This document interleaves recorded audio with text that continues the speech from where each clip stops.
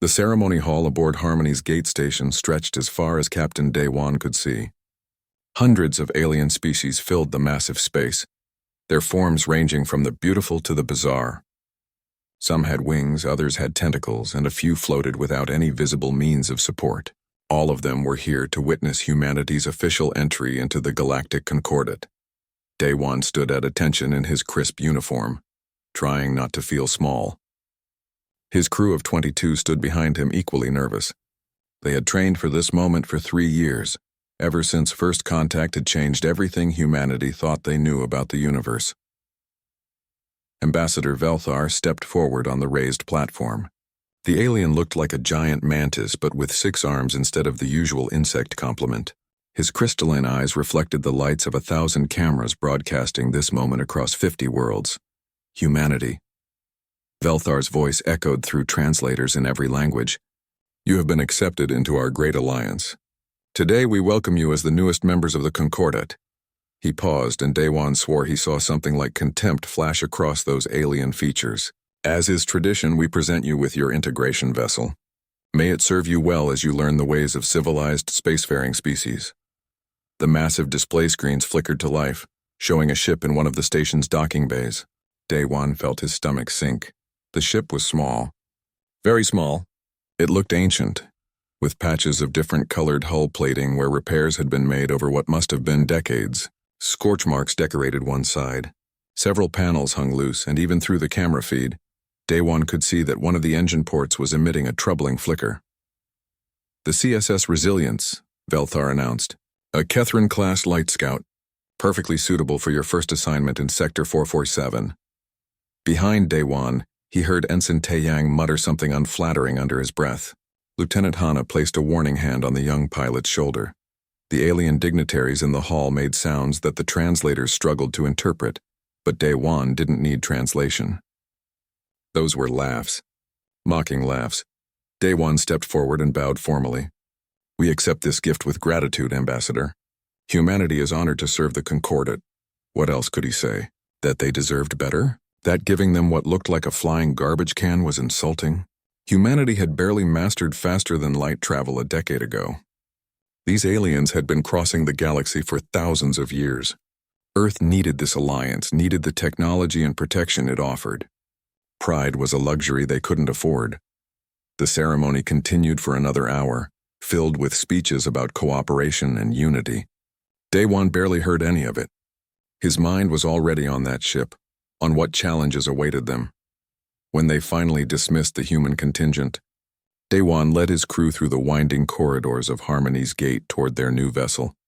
Dr. Minji walked beside him, her face thoughtful. They're testing us, she said quietly. This is deliberate. I know, Daewon replied. The question is whether they expect us to fail or just want to see how we handle it. Does it matter? Not really. Either way, we have a job to do. The docking bay was cold and smelled of ozone and something else. Something organic that made Daewon's nose wrinkle. The Resilience sat in its berth like a wounded animal. Up close, it looked even worse than on the screens. Hana immediately pulled out a scanner and began running diagnostics. Kong, her gruff assistant engineer, lit a cigarette in clear violation of station regulations and walked a slow circle around the ship, his expression growing darker with each step. Well? Daewon asked after giving them a few minutes. Kyung took a long drag. Sir, I've seen better ships in junkyards. This thing is held together by prayers and whatever the alien equivalent of duct tape is. Hana was more diplomatic. The hull integrity is at 63%. Shields are operating at 40% capacity, and that's being generous. The weapon systems are outdated by at least 50 years by Concordat standards. The engines? She paused, checking her scanner again.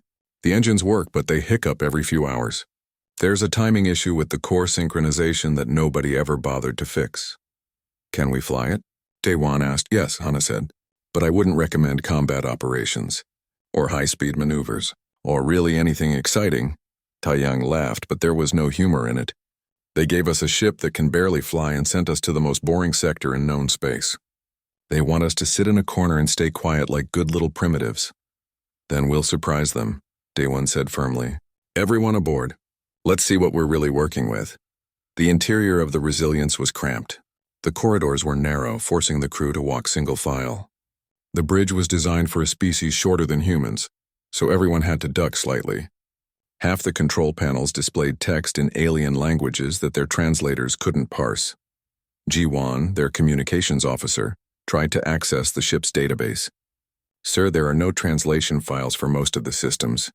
We're going to have to figure out what half these controls do through trial and error." "Wonderful," Kyung muttered, already elbow-deep in an access panel. "The good news is that these alien systems are simple. Brutally simple. They're old, but they're modular. I can work with simple." Daewon sat in the captain's chair, which squeaked ominously under his weight. The view screen flickered on, showing the docking bay outside. From here, he could see other Concordate ships coming and going, sleek cruisers with weapons arrays that could glass a planet, elegant science vessels that looked like works of art, fast interceptors that were probably worth more than his entire hometown back on Earth, and here they sat in a ship that looked like it should have been scrapped a generation ago. "All stations, report," Daewon ordered. One by one, his crew called out their status. Every report was some variation of barely functional but operational. The life support smelled like sulfur for some reason nobody could identify. The gravity generator had a wobble that made walking feel like being on a boat. The weapons took 30 seconds to charge when they should have taken 5. Hana compiled the full diagnostic report and brought it to Daewon. Her expression was carefully neutral. "Give it to me straight," he said. "By Concordate standards, this ship should have been decommissioned 20 years ago. By human standards," she paused and a small smile crossed her face.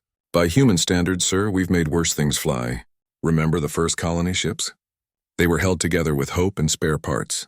This bucket at least has functioning engines and a working hull." Daewon looked at his crew, all of them tired, all of them aware of the insult they'd been handed, but he also saw something else in their eyes. Determination, stubbornness, that particularly human refusal to accept defeat. "All right," he said, standing up. "They gave us the worst ship in the fleet. They expect us to fail. They want us to crawl back to Earth and admit we're not ready for the big leagues." He smiled. "I say we prove them wrong. Hana, I want a full repair schedule. Kyung, start identifying which systems we can improve. Taeyang, learn every trick this bird can do. Everyone else, make this ship ours." The crew scattered to their tasks with renewed energy. As the bridge cleared, Minji approached Daewon. "You really think we can make this work?" she asked. Daewon looked at the view screen, at the vast station beyond, at the hundreds of alien species who thought humanity was too primitive, too young, too weak. "We're humans," he said simply. "Making impossible things work is what we do best." 3 weeks had passed since the Resilience limped out of Harmony's gate station and began its patrol of Sector 447. 3 weeks of constant repairs, modifications, and creative problem-solving. The ship still looked like a disaster from the outside, but inside things were starting to change. Daewon walked through the corridors during what his crew jokingly called Innovation Hour. This was the time each day when anyone could propose modifications to the ship's systems, no matter how crazy they sounded. Some ideas were terrible, some were brilliant. All of them were discussed seriously because Daewon had learned long ago that the best ideas often came from unexpected places. In engineering, Hana was explaining her latest project to a group of gathered crew members. She had jury-rigged a manual override system that could instantly redirect power throughout the ship. "The Concordate designs their ships for efficiency," she explained, pointing at a mess of wires she'd added to the main power distribution console. "Each system gets exactly the power it needs, no more, no less. Very neat, very organized, very inflexible." Kyung grunted his approval while working on an adjacent panel. "So you made it messy." "Exactly. Now we can manually boost any system by pulling power from others. Want more speed? I can drain the weapons and shields and pump everything into the engines. Need shields up fast? I'll pull from life support for 30 seconds. The Concordate would call this inefficient and dangerous. What do you call it?" asked Taeyang, who had wandered in from the bridge. Hana grinned. "A combat mode toggle. Human style." On the bridge, Taeyang had been running his own experiments with the ship's maneuvering thrusters. The Resilience was slow by Concordate standards, but he'd discovered something interesting. If he overclocked the thrusters for just a few seconds, the ship could perform maneuvers that shouldn't be possible for a vessel this size. It's about timing, he explained to Jiwon during one of his test runs. The thrusters can handle 140% power, but only for 5-second bursts. Any longer and they'll burn out. But 5 seconds is enough to dodge or change direction fast enough that enemy targeting systems can't keep up. Isn't that dangerous? Jiwon asked. Taeyang shrugged. Everything worth doing is dangerous. Besides, what's the alternative? Fly slow and steady and hope nobody shoots at us? In the medical bay, Minji had repurposed some of the scanning equipment. The ship's long-range sensors were weak, barely able to detect anything beyond a few thousand kilometers. But the medical scanners use similar technology, just focused differently. If I connect these to the main sensor array, she explained to Daewon during his daily rounds, we can boost our detection range by at least 30%. We won't see as much detail, but we'll see things sooner. More warning time. Will it affect your ability to treat injuries? Daewon asked. I'll keep one scanner separate for medical use. The other 3 can be dual purpose. Daewon approved the modification. Like everything else his crew had done, it was unconventional and probably violated a dozen concordant regulations. But it worked. The changes hadn't gone unnoticed. Every week, the Resilients had to transmit status reports to Concordant Command. Every week those reports included lists of modifications. And every week the responses became more alarmed. On day 24, an inspection team arrived unannounced. The lead inspector was a Vryn named Chirik, a bird-like creature with brilliant blue feathers and eyes that missed nothing. He brought 2 assistants and a portable scanning suite. For 4 hours they examined every centimeter of the Resilience while Daewon's crew watched nervously. Finally, Chirik called Daewon to the engineering section. The inspector's feathers were ruffled and what the translation software indicated was extreme agitation. Captain Daewon, Chirik began, his voice sharp. I have reviewed your modifications. All of them. He gestured at the jury-rigged power system, the rebuilt sensor array, the dozens of changes large and small that the crew had implemented. This is unacceptable. Is something not working? Daewon asked carefully. Everything works. That's not the point. You have violated 17 different safety protocols. Your power distribution system is a disaster waiting to happen. Your thruster modifications could cause catastrophic failure. You've turned a standard concordant vessel into... Chirik struggled to find words. Into something chaotic and unpredictable. With respect, Inspector, we've turned an obsolete vessel into something functional. You've turned it into a death trap. I'm recommending that this ship be recalled for a complete system restoration. Your crew will be reassigned to ground duties until you can learn to follow proper procedures. Daewon felt his jaw tighten. Ground duties. In other words, humanity would be pushed aside, deemed too incompetent to be trusted with starships. Everything they'd worked for, everything they'd endured would be for nothing. Inspector Chirik, Daewon said, keeping his voice level, I understand your concerns. But this ship has been operational for 3 weeks. We've completed every assigned patrol route. We haven't had a single system failure that endangered the crew. Every modification has been tested and proven safe. Safe by your standards, perhaps, not by ours. Then let us prove it. Give us a real test. If we fail, we'll accept reassignment. But if we succeed, you leave us alone to do our jobs. Chirik's feathers smoothed slightly. What kind of test? Before Daewon could answer, Jiwon's voice crackled over the intercom. Captain, we're receiving a distress signal. It's the luxury liner Serenity's Dream. They've suffered a catastrophic engine failure and are drifting into the Thalvos asteroid field. Daewon and Chirik rushed to the bridge. The main view screen showed the distress call data. The liner was huge, carrying over 800 passengers. 3 concordant rescue vessels were responding, but their estimated arrival time was 4 hours. We're 20 minutes away, Hana reported. Chirik studied the data. The asteroid field is extremely dangerous. Standard protocol is to wait for heavy rescue ships with proper equipment. Your vessel is not rated for such an operation. Those people don't have 4 hours, Daewon said. The liner is tumbling. If it hits those asteroids, I understand the urgency, Captain, but attempting a rescue with an inadequate vessel could result in even more deaths. The responsible action is to wait for proper assets. Daewon looked at his crew. Taeyang was already running calculations on his console. Hana had pulled up power distribution options. Hyung was checking the tractor beam generators. They were ready to try, regulations be damned. But Chirik was right about one thing. This could be a disaster. If they failed, they wouldn't just doom themselves. They'd doom everyone on that liner. Inspector, Daewon said slowly. You wanted to know if our modifications work. You wanted proof. Here it is. Those changes we made, that chaos you hate, that's what's going to save those people. Our maneuverability, our flexible power systems, our ability to adapt on the fly. That's the human way. Your way could get everyone killed. Maybe. But doing nothing definitely will. Daewon turned to his crew. All hands prepare for rescue operations. Taeyang, plot us a course into that asteroid field. Hana, I want every bit of power you can squeeze out of these engines. Kyung, get the tractor beam ready. We're doing this. Chiric's translator made a sound like a sigh. I cannot stop you, but I will file a formal protest. File whatever you want. After we save those people. Daewon settled into his captain's chair. Ji-won, hail the Serenity's dream. Let them know help is coming. The Resilience turned toward the asteroid field, its modified engines flaring bright. Behind them, Chirik watched the human crew work with a mixture of horror and something that might have been curiosity. You're all insane, the inspector muttered. Kyung overheard and laughed. Yeah, probably. But we're also the only ship close enough to help, so here we are. The asteroid field loomed on the view screen, a spinning maze of rock and metal. Somewhere in that deadly chaos, 800 people waited for rescue. Taeyang cracked his knuckles. Finally, something interesting. Daewon allowed himself a small smile. They'd wanted a test. They'd wanted proof that human methods worked. Well, they were about to get it. All crew strap in.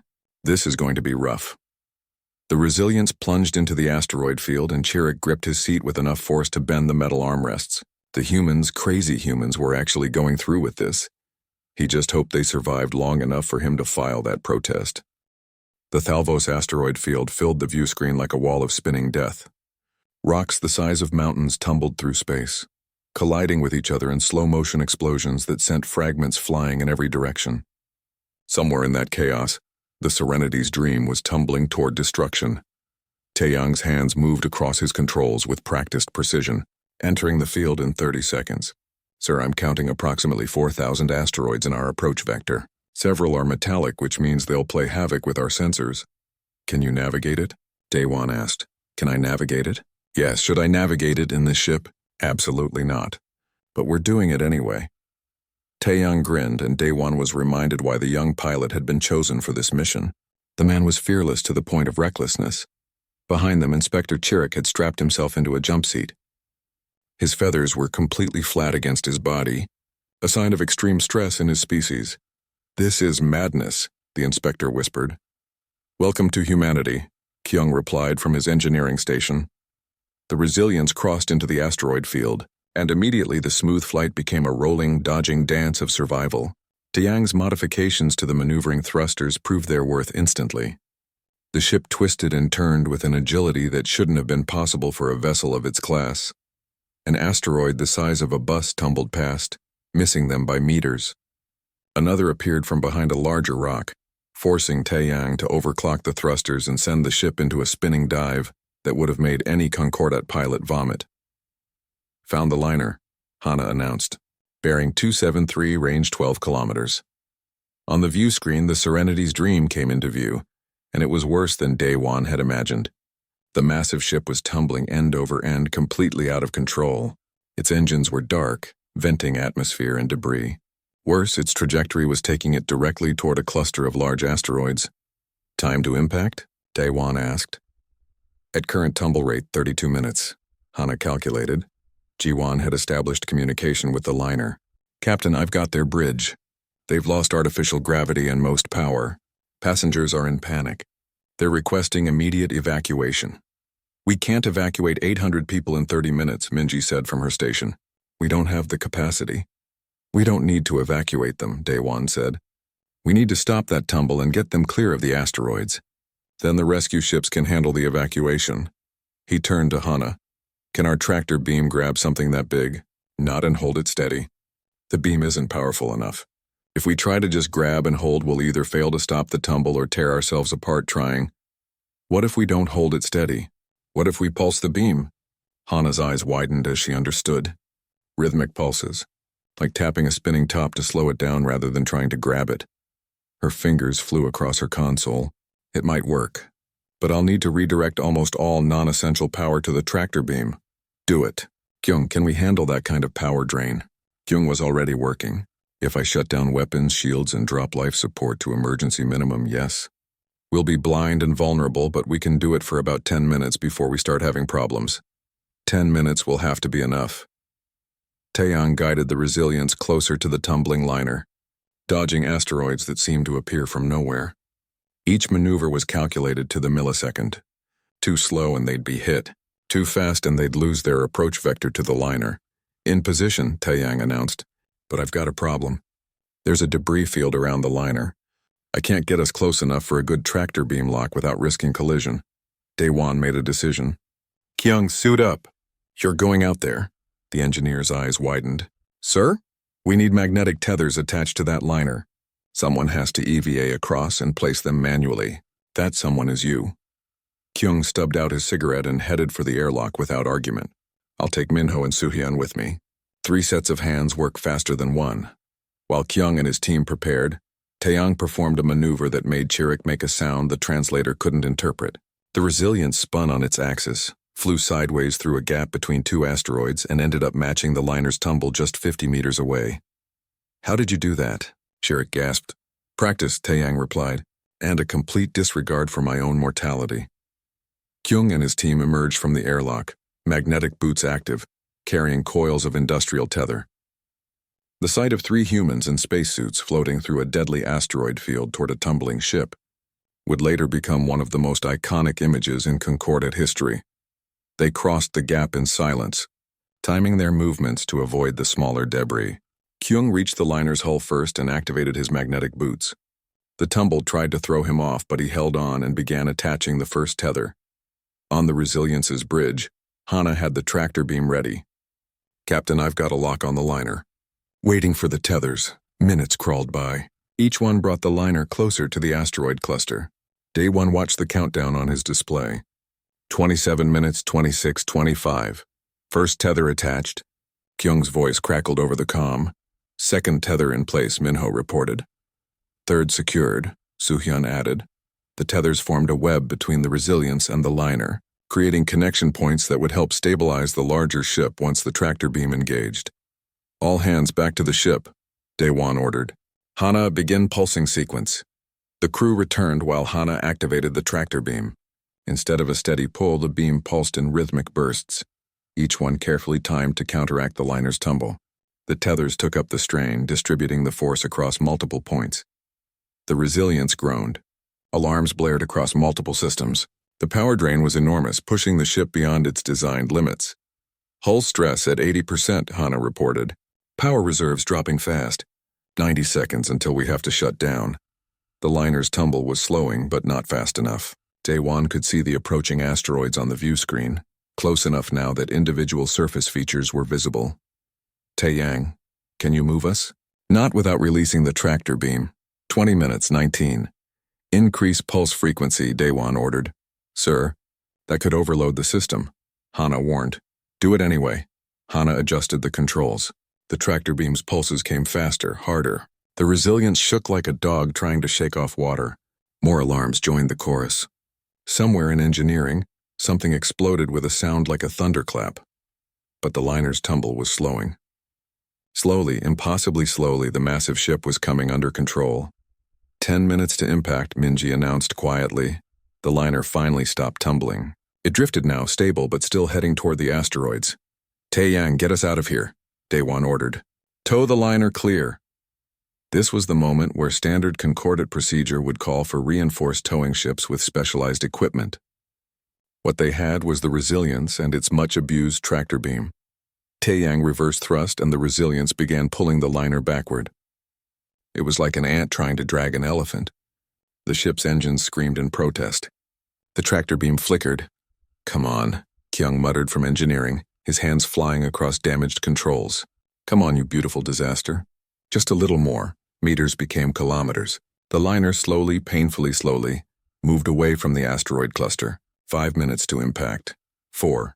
3. The Resilience pulled with everything it had. Hana had routed power from life support, from sensors, from everything that wasn't essential to movement. The crew breathed thin air and watched their displays fade, but the ship kept pulling. 2 minutes. 1. The liner cleared the last major asteroid with less than 100 meters to spare. Taeyang kept pulling until they were a safe distance away, then finally released the tractor beam. The Resilience went silent except for emergency lighting and the sound of exhausted crew members breathing hard. Status report, Day-1 said, his voice hoarse. Tractor beam is fried, Hana reported. Engines are at 30% capacity. Life support is coming back online.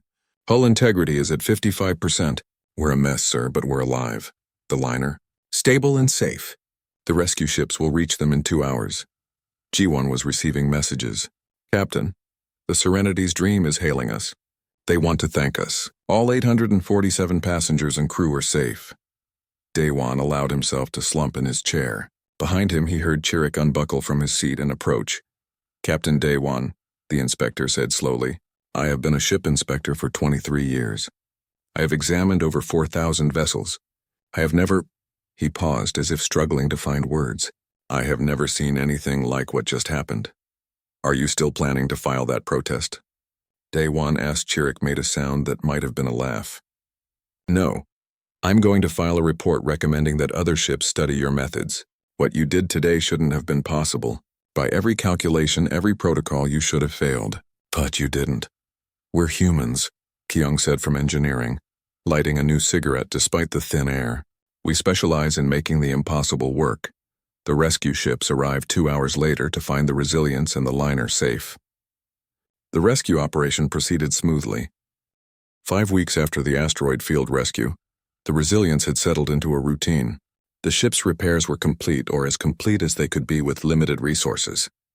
G1 had become a minor celebrity among Concordant communication officers, and her daily status updates were now answered by dozens of friendly ships across the sector. Day-1 was reviewing patrol reports when the first alarm sounded. Captain, I'm detecting gravitational anomalies, Hana called from her station.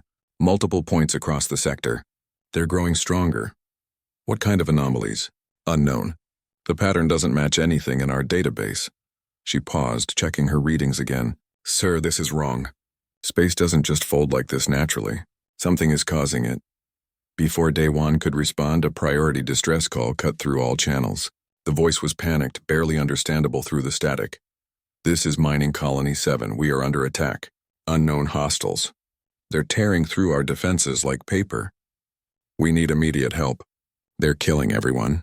The transmission ended in a scream and static. Plot a course, Day-1 ordered. Maximum speed. Sir, we're 40 minutes away, Taeyang said. Other Concordant ships are farther. Then we're all they have. Move. The Resilience jumped to full speed, its repaired but still temperamental engines pushing hard. Day-1 opened fleet channels calling for backup. The responses were the same. Ships were coming, but they were hours away. They arrived at Mining Colony 7 to find hell. The colony was built into a large asteroid, with domed habitats and industrial facilities covering its surface. Or it had been. Now it was a stripped skeleton. The domes were shattered. The facilities were torn open, their contents spilling into space. And everywhere there were bodies. Life signs? Day-1 asked, though he already knew the answer. None, Minji reported, her voice hollow. Captain, there are over 300 people registered at this colony. I'm not reading anyone alive. What did this? Kyung asked, as if in answer something moved in the wreckage. It was massive, easily the size of a small ship. The thing looked organic but wrong, with metallic components grafted onto flesh that pulsed with sickly light. Multiple arms ending in cutting tools and weapons tore through the colony's remaining structures, stripping away metal and carrying it toward a larger shape in the distance. Contact, Taeyang called out. Multiple hostiles. I count 12, no, 15. Captain, they're everywhere. More of the creatures appeared from behind debris. Each one was slightly different, as if they'd been assembled from different parts. Some floated on jets of what looked like biological propulsion. Others walked across the asteroid's surface on spider-like legs. What are they? Ji-won whispered. Minji was frantically searching the database. I found something. Oh no. Oh no. Report, Daewon ordered. They're called Devourers. According to this file, they're an extragalactic threat. The Concordant fought them over 800 years ago and barely won. They consume everything. Ships, colonies, planets. They use the raw materials to build more of themselves. The file says they were completely destroyed, but she looked at the view screen where the creatures continued their work. Obviously not. One of the devourers noticed the resilience. It turned its misshapen body toward them and fired a beam of coherent energy. Taeyang dodged, but barely. They're coming for us, Hana warned. 6 contacts breaking off from the colony. Intercept course. Return to base, Daewon ordered. We need to warn the fleet. The resilience ran, but the devourers were fast. They pursued with terrifying speed, their organic mechanical bodies adapting to match the ship's maneuvers. They're learning our flight pattern, Taeyang said. Every time I dodge, they predict better where I'll go next. Then stop being predictable.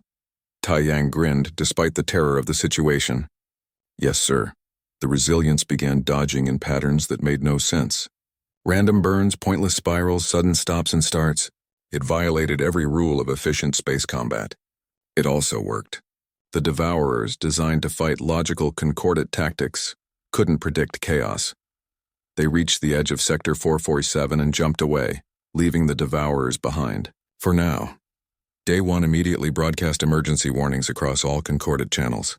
The response was quick.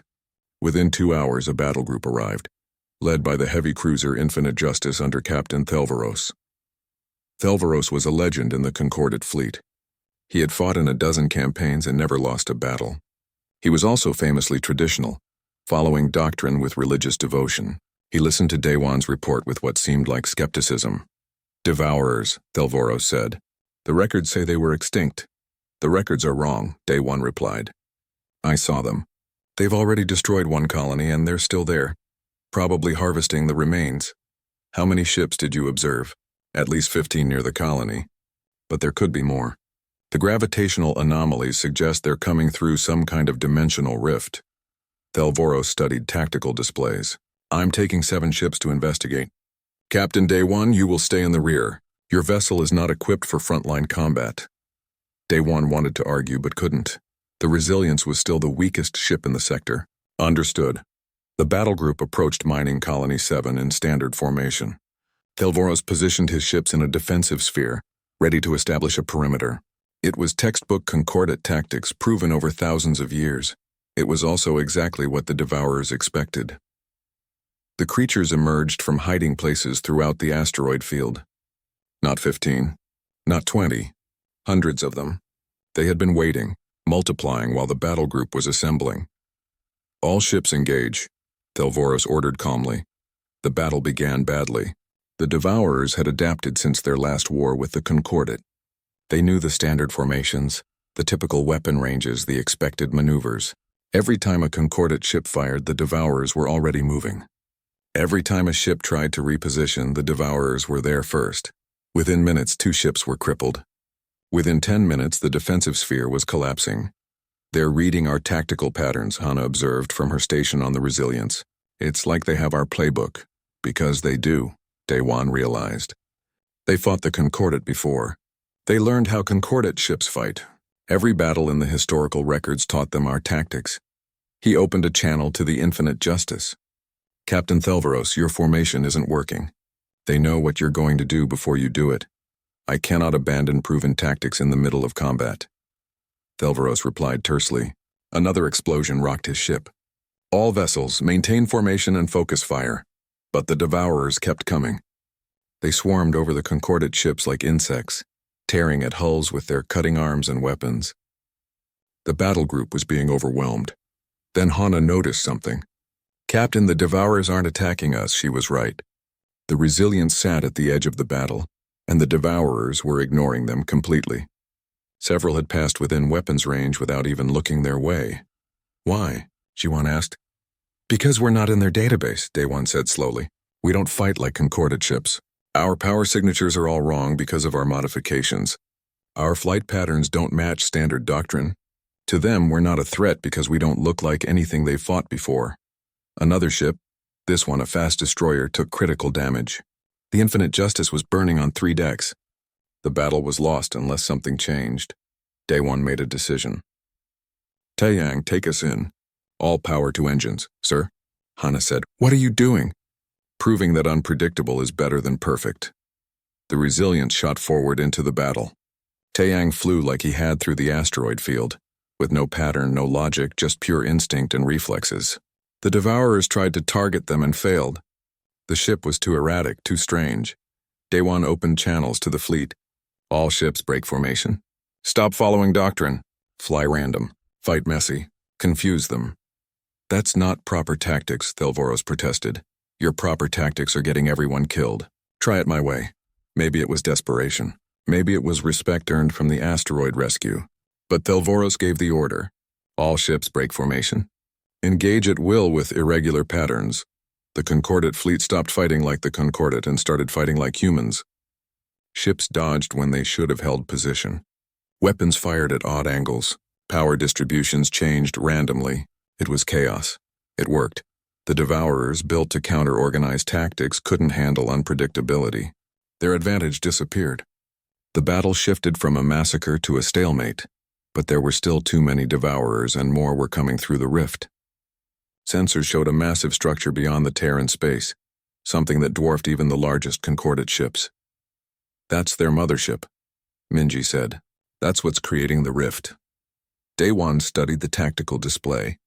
There was no way the damaged battle group could destroy something that large. But maybe they didn't need to destroy it. Maybe they just needed to close the rift, Captain Thelvoros, Daewon said. The mothership is generating the rift. If we can destabilize it, we can cut off their reinforcements, agreed. But none of my ships can reach it through that defensive swarm. We'd be destroyed before getting close. The Resilience can reach it. The rift hung in space like a wound in reality itself.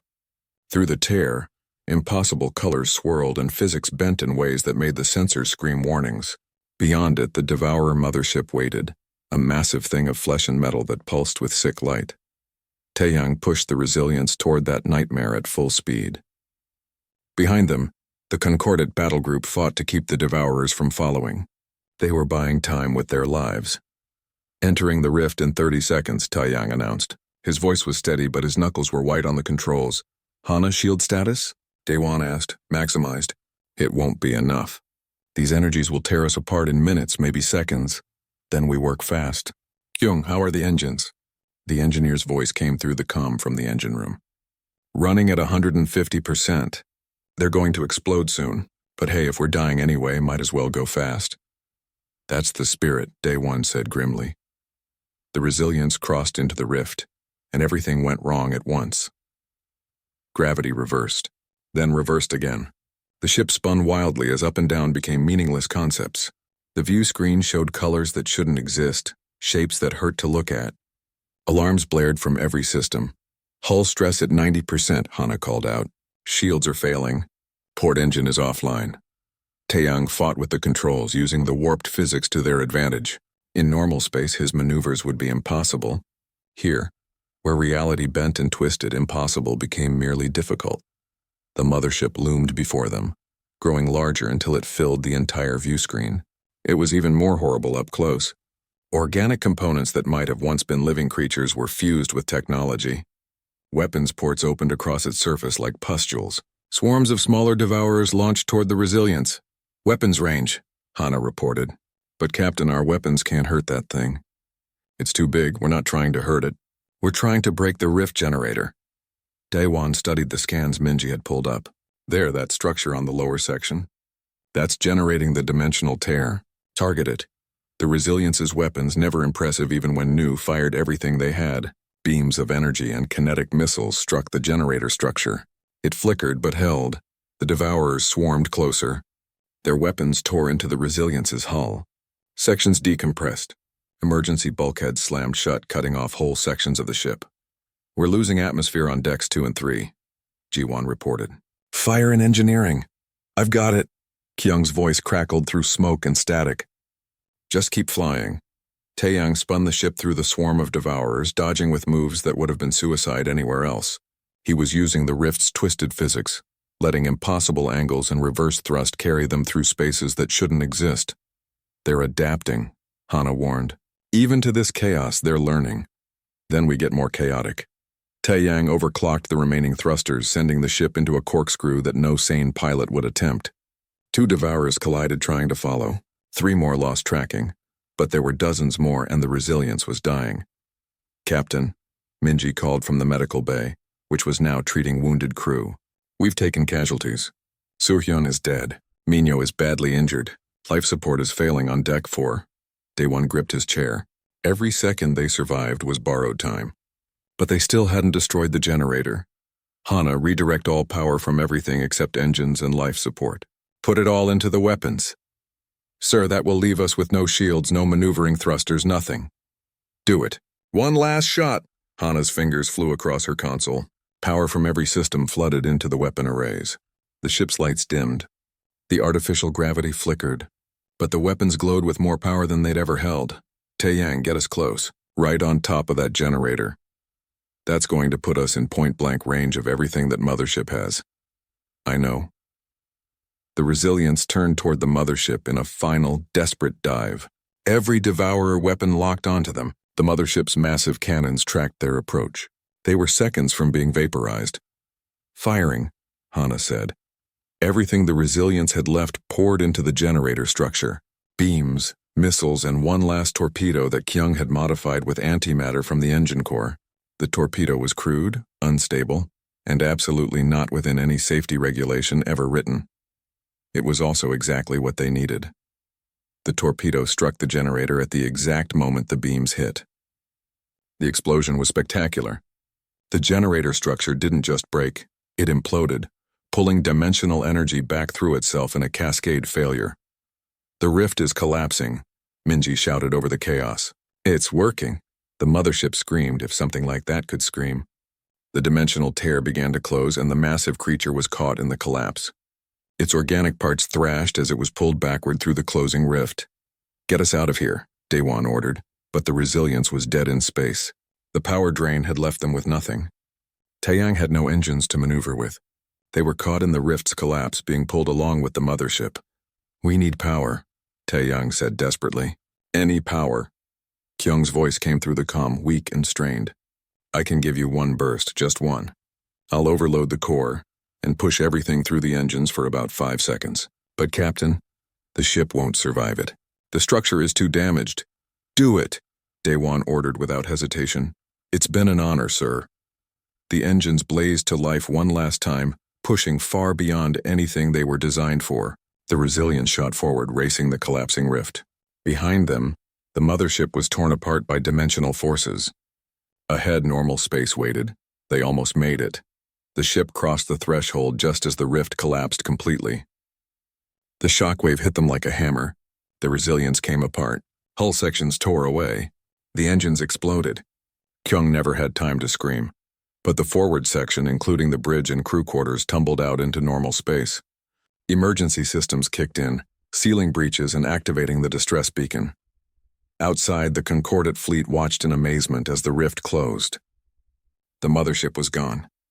The remaining Devourers, cut off from reinforcements and their central control, became confused and easy targets. The battle was over. Thelvaros personally led the rescue ships that picked up the Resilience's survivors. All 23 crew members had made it to the escape pods or the surviving forward section. They had done the impossible and lived. The Concordate leadership held emergency meetings for 3 days straight. The Devourer threat was real and had to be addressed, but equally important was how that threat had been defeated. A team of Concordate engineers examined every modification the Resilience crew had made. They studied the chaotic tactics that had confused the Devourers. They analyzed how human unpredictability had succeeded where perfect Concordate doctrine had failed. Slowly, carefully, they began to change. New training protocols were introduced that emphasized adaptability over rigid adherence to tactics. Engineering teams were encouraged to modify ships for specific situations rather than maintaining uniform standards. Pilots learned to incorporate random elements into their flying. The humans had taught the Concordate something they'd forgotten over thousands of years of civilization. Sometimes the best plan is to have no plan at all. 3 months later, Captain Daewon stood in another ceremony hall, this one much different from the first. His crew stood with him, wearing medals that reflected their faces. The alien dignitaries watching this time weren't laughing.